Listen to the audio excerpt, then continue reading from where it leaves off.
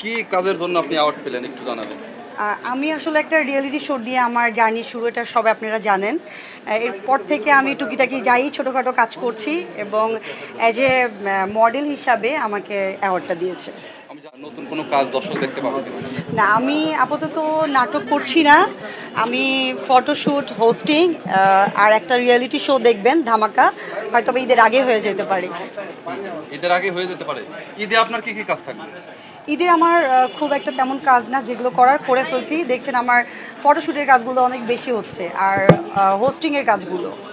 বিভিন্নভাবে কমেন্ট করে, এই বিষয়টা আপনি কিভাবে দেখেন? Negative, positive? দর্শক হইলো আমার ভালোবাসার একটা জায়গা।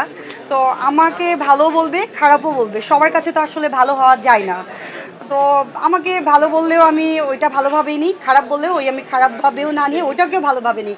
কারণ আমার খারাপগুলো যখন দর্শক আমাকে বলে, তখন আমি আসলে আরেকটু ভালো করার চেষ্টা করি, যে আমার কোথায় ভুল, কোথায় কি, সেগুলো আমি চেষ্টা করি।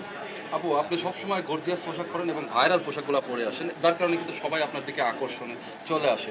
আজকে যে ড্রেসটি পরেছেন, আসলে কত অ্যামাউন্ট হতে পারে ড্রেসটা? এগুলো আমি বাইফাদের দাম বলে অলরেডি আমি অনেক ঝামেলায় পড়েছি। আমি দাম আসলে কোনো ড্রেসের আমি মানে যে অ্যাকুরেট কত দাম আমি বলতে চাই না, কারণ ড্রেস হলো আসলে নিজের শখের একটা জায়গা।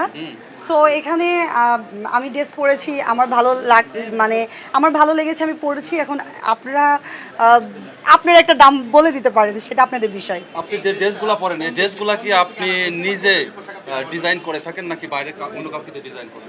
না, ড্রেস মূলত মানে আমি আমার পছন্দ অনুযায়ী আমি ড্রেসগুলো পরি, এবং আমার নিজে ডিজাইন করে আমি ড্রেসগুলো পরি।